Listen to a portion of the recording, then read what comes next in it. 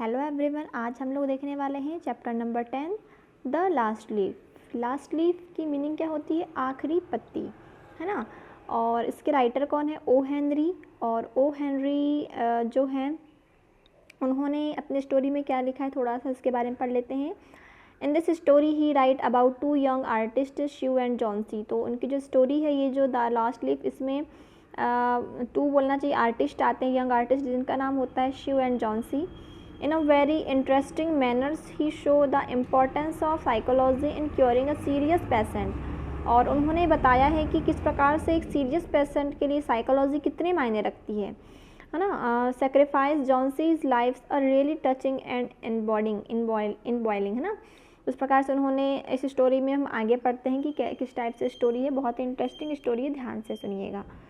देखिए, in a little district west of Washington Square, the streets have run crazy and broken themselves into small strips called places। तो क्या बोलता है? in a little district west of Washington Square the street। तो एक district होता है waste of Washington, वहाँ का एक प्लेस होता है square.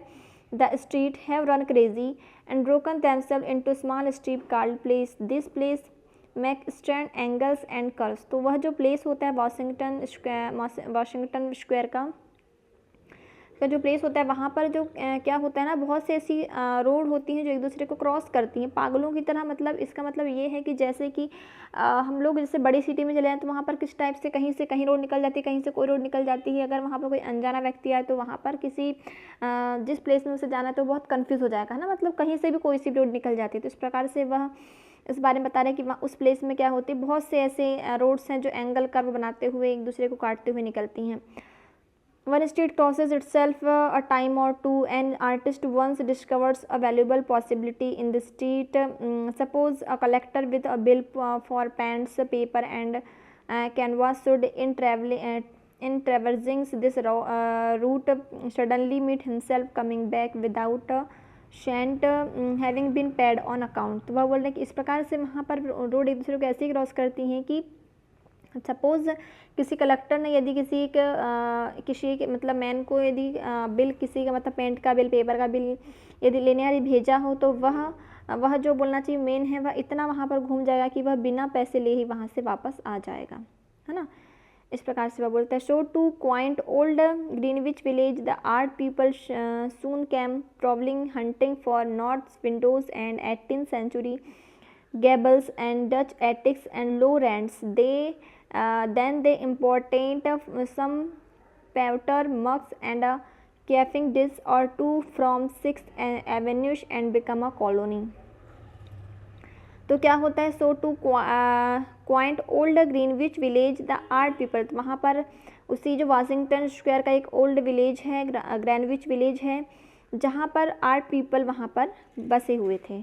Come prowling hunting for north windows and 18th century gables and Dutch attics the low rents, है ना। तो वहाँ पर जो विलेज थी, जो गांव था, वहाँ पर एक ऐसी मतलब जगह थी कि जहाँ पर नॉर्थ से मतलब हवाएं आती थी।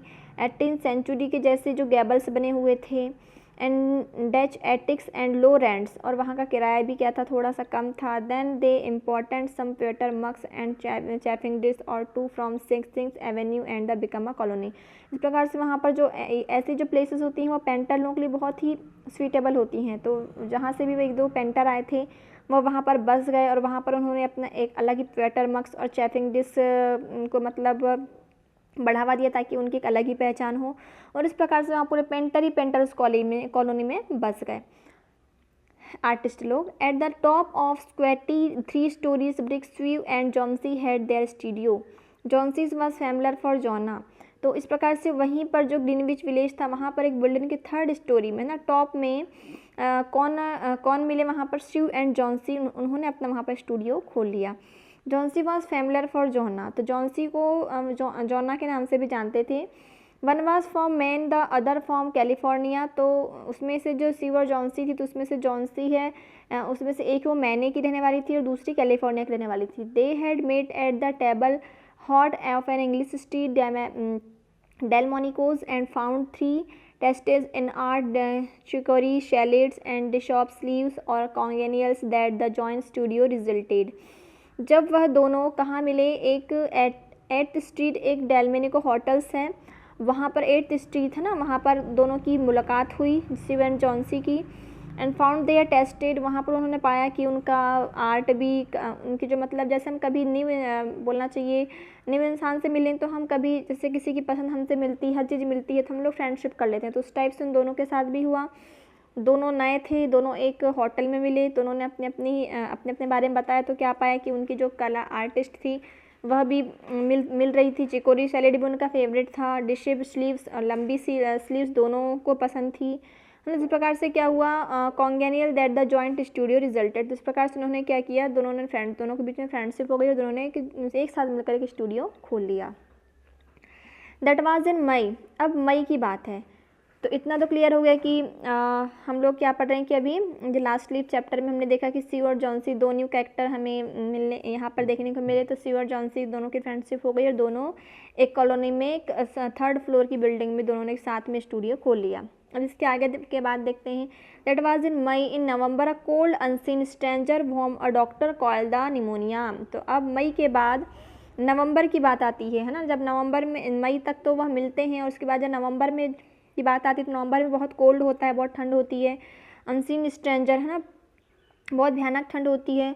Warm the doctor called pneumonia, तब वहाँ पर एक क्या एंट्री करता है, वहाँ पर निमोनिया, यहाँ पर निमोनिया एक बीमारी है लेकिन वहाँ पर एक उसे एज अ ट्रीट किया गया इंसान के थ्रू, है ना, निमोनिया को एक प्यूपल बताया गया लेकिन वह एक हमारी बीमारी है, डिसीज़ है। तो निमोनिया वहाँ पर इंटर करते हैं। Stalked about the colony touching one here and there with his eyes fingers over one the each side and ravager stalked boldly. इस प्रकार से वह निमोनिया है, एज अ पीपल के थ्रू वह बोल रहे हैं कि वह अपनी फिंगर से सभी को टच करता हुआ क्या कर रहा है, अपनी बीमारी को फैला रहा है ना, मतलब जो निमोनिया होता है वह। Over the east side this ravager stalked boldly smiting this victims by score but his feet trod slowly through the maze of the narrow and most ground place। इस प्रकार से वह सारे, बोलना चाहिए वहाँ पर जितनी भी कॉलोनी थी वहाँ पर सबको वह टच करता हुआ सब वहाँ पर निमोनिया से क्या हो गए, पीड़ित हो गए। आगे देखते हैं। Mister pneumonia was not what you would call a chivalric old gentleman, a mite of a little woman with blood thinned by California zephyrs was hardly fair game for the red-fisted short breathed old duffer. तो क्या होता है, mister pneumonia जो थे was not what you would call a chivalric old gentleman, तो उससे हम एक ओल्ड जेंटलमैन, बूढ़ा व्यक्ति भी नहीं बोल सकते हैं निमोनिया को। A mite of a little woman, उसके बाद जब वह उन्होंने सभी को संक्रमित किया उसके बाद कौन आता है, किसके पास आता है, वो लिटिल वुमेन जिसका मतलब ब्लड बहुत पतला था। क्योंकि देखिए वहाँ की जो हवा थी जहाँ पर लिटिल वुमेन रहती थी, कैलिफोर्निया जेफर्स, वहाँ पर ऑलरेडी ऐसी हवा थी कि उसका मतलब ब्लड पहले से ही पतला हो चुका था और उसके बाद जब वो, और पहले से बहुत परेशान थी ठंड से, लेकिन जैसे ही निमोनिया आता है तो निमोनिया उसे कस के जकड़ लेता है। Short breathed old duffer but Johnsy's he smote and she lay scarcely moving on her painted iron bedstead looking through the small duct window panes at the blank side of the next brick house।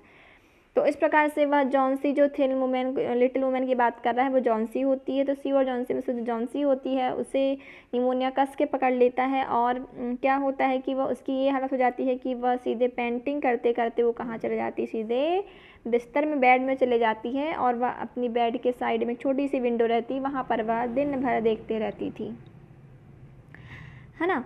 तो ये है। अब देखिए, one morning the busy doctor invited Sue into the hallway with a सैजी grey eyebrow. एक morning में क्या होता है, शिव जॉन्सी दोनों साथ में रहते थे, तो जॉन्सी को तो निमोनिया हो गया और इतना भयानक निमोनिया हो गया कि वह उसे अब सीधे वह बेड में चली गई और उसे कुछ का भी होश नहीं था। ओनली वह विंडो से बाहर एक मूर्ति की तरह देखते रहती थी। तब क्या होता है, जब शिव एक मॉर्निंग में बिजी डॉक्टर को बुलाती, इनवाइट करती Sue into the hallway with सैजी ग्रे आईब्रो, और उस डॉक्टर की जो आईब्रो थी बहुत ग्रे थी, अलग ही मतलब डॉक्टर के बारे में बताएं यहाँ पर। सी हैज़ वन चांस इन, जब डॉक्टर ने उसे देखा, चेकअप किया कि इसका जॉन्सी का, तो क्या पाया देखिए, she has one chance in let us say 10 he said he as he shook down the mercury in his clinical thermometer. जब उन्होंने अपने मरकरी वाले थर्मामीटर से चेक किया तो उन्होंने क्या कहा शिव को कि जॉन्सी के जो 10 चांस रहते हैं, 10 चांस में से ओनली एक ही चांस है बचने का। इट मीन जैसे आप 100% बोल सकते हैं कि 99% क्या है, बचने का चांस नहीं है, ओनली 1% बचने का चांस है। आप ये समझ सकते हैं 10 में से ओनली 1 चांस है इसके बचने का। And the chance is for her to want to live this way people have of lining up on the side of the undertake make the entire pharmacopoeia look silly. You little lady has made up her mind the sea is not going to get well. Has she anything or her mind? अब क्या बोल रहा है, वो भी एक chance कौन सा है, सुनो। This was people have of lining up on the side of the undertake make the entire pharmacopoeia look silly. You little lady had make her mind say he's not going to get well. यदि वह चाहे, यदि उसके जीने की इच्छा हो तो ही वह एक चांस है कि वह बच सकती है, नहीं तो नहीं। He has see anything on her mind, यदि वह अपने माइंड से निकाल दे कि अब वो मरने वाली, यदि वह उसके दिमाग में अगर ये आ जाए कि वह बोलना चाहिए क्या, उसे जीने की इच्छा है, तो वह एक चांस है कि वह बच सकती है। तब वह पूछते हैं उसके बारे में कि क्या उसकी को माइंड में कोई उसकी इच्छा थी, मतलब ऐसा कुछ होता है ना कि हमारी कुछ इच्छा होती है, इच्छा पूरी नहीं हो पाती तो हम लोग हताश हो जाते हैं और ऐसे कंडीशन में चले जाते हैं। इसलिए डॉक्टर ने उनसे पूछा किससे, शिव से, कि क्या ऐसी कोई बात है जो आप मुझे बता सकते हैं उसके बारे में। तो वह कहती है Sue she wanted to paint the bay of Naples someday said Sue. तो वह कहती है कि उसने एक दिन बोला था कि मैं इस नेपाल की जो पहाड़ी है उसे मैं पेंट करना चाहती हूँ। तो डॉक्टर बोलते हैं paint wash has see anything on her mind were thinking about twice a man for instance. तो वह बोलते नहीं, और कोई दूसरी चीज़ उसके माइंड में तो नहीं, जैसे कोई एक पर्सन जिसके बारे में वह सोचती हो, उसके माइंड में चल रहा हो, तो वह मतलब ऐसे एक आदमी इस टाइप से। तब शिव बोलती a man said Sue with her Jew's harp string in her twice the men worth but no doctor there is nothing of the kind. तो शिव एकदम सरप्राइज होकर बोलती अ मैन नहीं, said Sue with a Zeus half twangs in her voice is the main worth but no doctor there is nothing of the kind। तो doctor को बोलती doctor ऐसा कुछ भी नहीं है, उसके माइंड में ऐसा कुछ नहीं चल रहा है।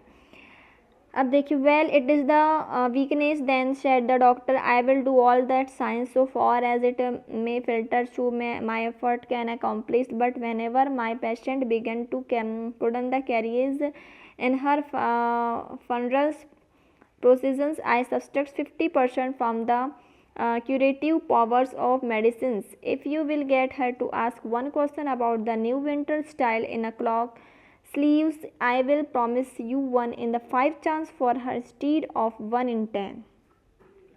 तब कहती है वह, डॉक्टर कहते हैं वेल अच्छा it is the weakness then, उसमें बहुत वीकनेस है, देन साइड द डॉक्टर, ऐसा डॉक्टर कहते हैं। फिर I will do all the science, doctor कहते हैं कि मैं अपना साइंस की तरफ से पूरा एफर्ट लगाऊंगा उसे सुधारने के लिए।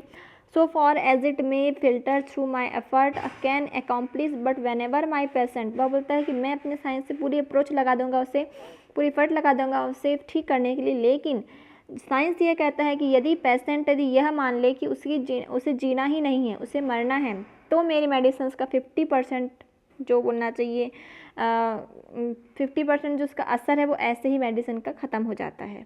ठीक है, तो इस प्रकार से हमारे विल पावर क्या होना चाहिए, अच्छा होना चाहिए। किसी भी यदि बीमारी हो चाहे कुछ भी हो, विल पावर यदि अच्छा रहे तो हमें 50% बीमारी तो ऐसे ही चले जाती है। और यदि हमारा विल पावर हो गया वीक तो 50% हम पे जो टैबलेट है बोलना चाहिए जो इलाज है वह हम पे काम नहीं करता है। If you will get her to ask 1 question about the new winter style, अब वह पूछते हैं, डॉक्टर बोलते हैं कि यदि आप उस जॉन्सी से एक क्वेश्चन कीजिए कि इस विंटर सीजन में कौन से स्लीव्स चलने वाले हैं। आई विल प्रॉमिस, यदि वो इसका आंसर देती है तो मैं प्रॉमिस करता हूँ कि उसके 10 में से फिर 5 चांस बचेंगे उसके बचने के, क्योंकि यदि वैसा क्वेश्चन करती है और यदि उसका आंसर बताती है और ये आंसर वही बता सकता है जिसकी जीने की इच्छा हो, जिसके लाइफ में इंटरेस्ट हो, है ना, तो ऐसा बोलते हैं। तो after the doctor had gone, जब डॉक्टर चले जाते हैं, Shiv wants into the workroom and cried a Japanese napkins to a pulp. Then she swagged into Johnson's rooms with her drawing boards strings ragtime। यह इन सब बातों को सुनकर शिव को बहुत रोना आता है। वह दूसरे रूम में चले जाती है और वहाँ पर वह खूब रोती है, इतना रोती है कि उसकी नैपकिन पूरी पल्प की तरह बन जाती है। लेकिन फिर अपने आप को वह संभालती है और वह जॉन्सी के सामने ऐसे जाती है जैसे कुछ हुआ ही ना हो, और एकदम से वह सीटी बजाते हुए जाती है, ताकि अगर वह उसे खुश देखेगी तो उसे भी अच्छा लगेगा। अब देखिए आगे क्या होता है। जॉन्सी ले secretly making a ripple under the bed clothes with her face towards window, she stopped visiting thinking she was asleep। तो जॉन्सी को जैसे ही वह देखती है, सी जब वह उसके रूम में एंटर करती सीटी बजाती हुई, तो जॉन्सी को जैसे ही देखती तो जॉन्सी ऐसे लेटे हुए रहती जैसे कोई वहाँ पर जैसे कोई एक भी उसके बोलना चाहिए बेडशीट में एक भी रिपल नहीं पड़ती। जैसे कि हम जिंदे अगर हमें ऐसे सोएं तो हम लोग हमारी जो बेडशीट है थोड़ी तो भी सिकुड़ जाती, लेकिन नहीं, वो ऐसे सोती जैसे कोई मूर्ति हो, है ना, जिसका उसमें कोई असर ही ना हो रहा। और उसका फेस किसकी ओर था, विंडो की ओर था। तो इस प्रकार से उस स्थिति में देखते हुए, पोजीशन में देखते हुए जो स्यू है वह विशिल बजाना बंद कर देती है, और उसे लगता है कि शायद ये सो गई है। She arranged her boards and began a pen and ink drawing to illustrate a magazine's story। इस प्रकार से फिर वह अपना बोर्ड अरेंज करती है, पेन लेती है और ड्राइंग बोर्ड लेती है और अपनी स्टोरी मतलब लिखती है, स्टोरी वाली जो मैगजीन है उसको लेती है और अपना काम में वह लग जाती है। Young artist must pay their way to art by drawing picture for magazine stories that young authors write to pave their way to literature. इस प्रकार से क्या होता है, young artist must pay their way to art by drawing pictures for magazines stories and the young authors with to pay their way literatures. As you was sketching a pair of elegants horse how riding torques and monocles on the figures of the hero. इस प्रकार से वह अपने सारी चीज़ों को arrange करती है और अपना आर्ट बनाने लगती है। वह एक मतलब एक लिटरेचर रहता है उसका वह आर्ट बनाती है, और वह आर्ट इस प्रकार से बनाती है जैसे कि यहाँ पर लिखा मोनोकल है ना। As you was sketching a pair of elegant horse, show riding एक मतलब हॉर्स में सवारी करता हुआ एक इंसान है जिसके मतलब कैप लगी हुई है, चश्मा लगाया हुआ है। On the figure of the hero in the at the हो काउबॉय, जैसे कि काउबॉय जो होते हैं ना उस टाइप से वह पेंटिंग करते रहती है। She heard a low sound several times repeated. She wants quickly to the bedside। तो उस टाइम उसे क्या होता है, एक साउंड सुनाई देता है बहुत धीमी आवाज़ में, और वह रिपीट होते जाता है।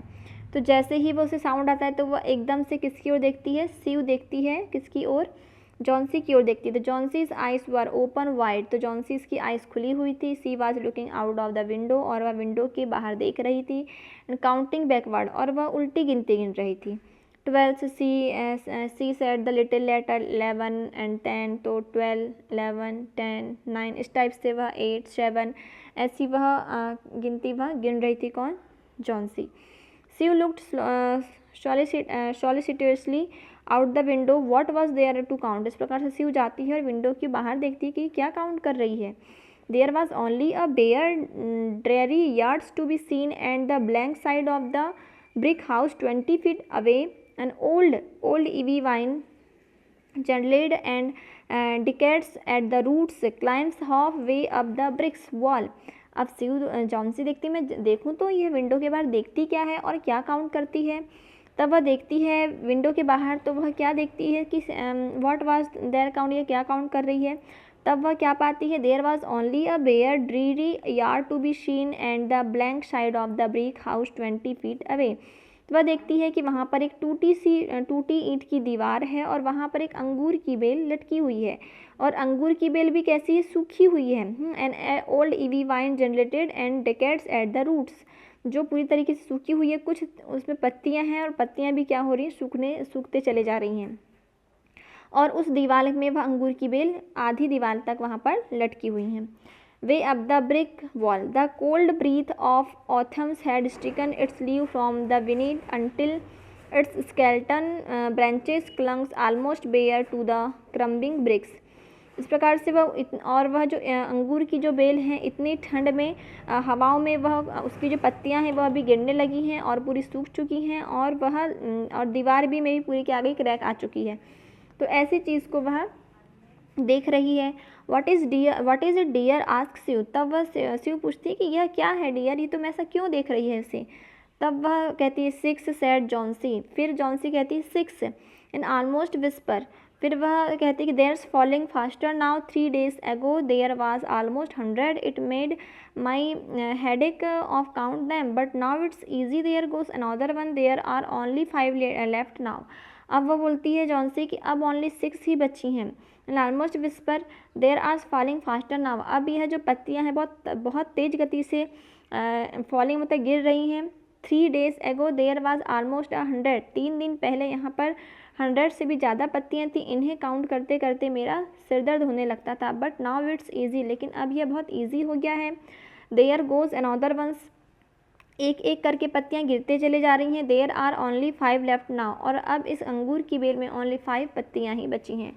तो वह क्या कर रही थी, इतने दिनों से विंडो के बाहर वह जो टूटी फूटी ईंट की दीवार थी जहाँ पर अंगूर की बेल लटकी हुई थी सूखी शाखी, उसमें जो पत्तियां थी उस पत्तियों को वो काउंट करते जा रही थी। और क्या हो रहा था कि वह पत्तियां एक एक करके गिरते चले जा रही थी और वह पत्तियों को बस वो काउंट करने का काम करती थी। अब देखिए क्या होता है, लीव्स, वह बोलती पत्तियाँ, ऑन द ईवी वाइन, अंगूर की बेल की पत्तियाँ। जॉन्सी स्यू कहती है what the last one fall I must go too. अब वह क्या बोलती है, स्यू क्या बोलती है, जैसे ही यहाँ की एक पत्ती भी पूरी पत्तियाँ गिर जाएंगी, जब एक लास्ट पत्ती भी गिर जाएगी तो मैं भी लाइफ से चले जाऊंगी। मतलब वह अंगूर की बेल में अपनी लाइफ आने लगी कि वह मानने लगी थी कि जैसे अंगूर की बेल गिरते जा रही है वैसे ही मेरे दिन कम होते जा रहे हैं, और जैसे ही लास्ट पत्ती भी गिर जाएगी तो मैं भी इस दुनिया से चले जाऊंगी, है ना। इसीलिए उसने यह ऐसा मान चुकी थी, अपने पूरे दिलो दिमाग में यह सोच चुकी थी। I have known that for 3 days. Didn't the doctor tell you? Oh, I never heard of such nonsense.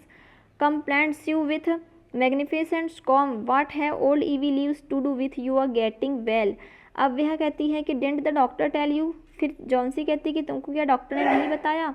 Oh, I never heard of such nonsense. तो वह oh, I never heard to such nonsense. Complaints you.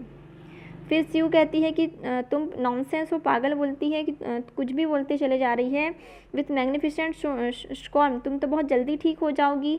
What have old ivy leaves to do with you are getting well, तो अंगूर की पत्तियों से तुम्हारे ठीक होने से क्या रिलेशनशिप है, बोलती है श्यू, ऐसा बोलती जॉन्सी को। And you used to love that vine so you naughty girl don't goosey, तो वह इस प्रकार से उससे बोलती है, स्यू बोलती जॉन्सी को कि तुम सीधे वाइन पियो, नॉटी गर्ल, गॉशप मत करो, कुछ भी मत बोलो। Why the doctor told me this morning that your chance for getting well rest real soon were, let's see exactly what he said the chance were 10 to 1। तो वह उसे बताती है, जॉन्सी को बताती है कि डॉक्टर ने क्या कहा है आज सुबह, तुम्हें पता नहीं है, मैं बताती हूँ क्या कहा है डॉक्टर ने ये कहा है कि तुम्हारे 10 में से ओनली एक ही चांस ऐसा है कि तुम नहीं बच सकती, बल्कि 9 चांस ऐसे हैं कि बच सकती हो। मतलब उसे वो उल्टा बता देती है, क्योंकि उसे विल पावर ठीक करना होता है। तो वह डॉक्टर ने जबकि बोला था कि 10 में से ओनली एक ही चांस है इसके बचने के, मतलब 99% चांस इसके बचने के नहीं है, ओनली 1% चांस है। और इस प्रकार से वह जॉन्सी को स्यू बताती है, मतलब स्यू बताती है जॉन्सी को कि तुम्हें 99% बचने के चांस है, उल्टा बता देती ताकि उसका विल पावर कमज़ोर ना हो। और क्या कहती है, why that's almost good a chance as we have a New York when we ride on the street cars or walk past a new building। और 1 चांस भी ऐसा है कि कभी हो सकता है, जैसे कभी हम लोग कहीं जाते रहते हैं, बाय द वे कोई बिल्डिंग हमारे ऊपर गिर गई तो उस प्रकार से हमारी डेथ हो सकती है, तो वो तो ओनली 1% है, वो कभी भी हादसा हो सकता है। उस प्रकार से तुम्हारे साथ भी ऐसा कुछ नहीं होगा, है ना, ऐसा उसे बोलती हैं। Try to take some broth now and let Studio go back to her drawing so she can sell the editor man with it and buy a port wine for her sick child and pork chops for her greedy self। इस प्रकार से बोलती है try to take some broth now, अब तुम ये broth पियो। Broth क्या होता है, एक प्रकार का जूस होता है, जो चिकन जो होता है ना उसको उबाल कर जो जूस बनता है उसकी बोलते हैं ब्रोथ। तो यह ब्रोथ उसे देती है। And let's studio go back on her drawing, और वह बोलती है कि अब मैं ड्राइंग करते तक तुम शांत रहोगी। So she can sell the editor man with it and buy port, और जब मैं मेरा ये पूरी पेंटिंग बन जाएगी तो मैं ये एडिटर को दे दूँगी, जिससे कि कुछ मनी से मैं तुम्हारे लिए पोर्ट वाइन लेकर आऊँगी, है ना, और पोर्ट चॉप्स लेकर आऊँगी मेरे लिए, और ये खाने की चीज़ें हैं, जो ऐसा बोलती हैं स्यू जॉन्सी को। You needn't get any more wine said Johnsy keeping her eyes fixed out the window. फिर जॉन्सी क्या बोलती है कि मुझे कोई वाइन की ज़रूरत नहीं है, और ऐसा बोलने के बाद वह फिर से विंडो के बाहर देखने लगती है। There goes another, no I don't want any broth that leaves just four I want to see the last one fall before it get dark then I will go too. इस प्रकार से वह बोलती है कि that's goes another, no I don't want to any broth, मुझे कोई broth की ज़रूरत नहीं है। दैट लीव्स जस्ट फॉर, अब 4 ही पत्तियाँ बची हैं। I want to see the last one, बस मैं एक लास्ट पत्ती को गिरते हुए देखना चाहती हूँ। जैसे ही लास्ट पत्ती गिरेगी और मैं भी इस दुनिया से चली जाऊँगी। फिर जॉन्सिस dear said shoe bending over her, will you promise me to keep your eyes closed and not look out of the window until I am done working? I must have those drawing in by tomorrow. I need the light on or I would draw the shed down. अब वह Johnsy को बोलती है, Johnsy dear said Sue bending over her, उसे बोलती है will you promise me to keep your eyes. अब वह बोलती है कि तुम अपनी आंखें बंद करो and not look out of the window, window की बाहर मत देखो। Until I am done working, और मैं यहाँ पर कुछ वर्क कर रही हूँ तो मैं यहाँ से नहीं जाऊँगी, तुम्हारे पास ही मैं पेंटिंग बनाऊँगी। I must hand those drawing in by tomorrow, मुझे यह पेंटिंग कल तक तैयार करनी है, इसीलिए आई नीड द लाइट, मुझे लाइट की ज़रूरत है। I will draw the shade down, है ना। इस प्रकार से विंडो बंद कर रही हूँ, अब मैं अपनी पेंटिंग बना रही हूँ, अब तुम शांत रहो और सो जाओ।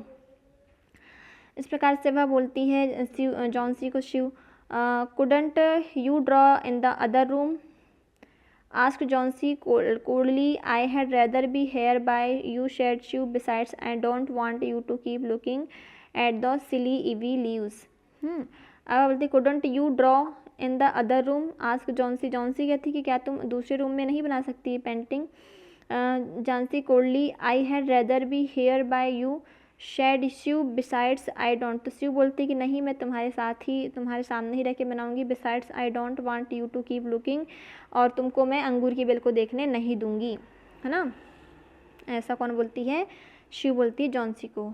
अब हम लोग नेक्स्ट लेक्चर में देखेंगे इसके आगे का पार्ट। आज के लेक्चर में इतना ही। Thank you.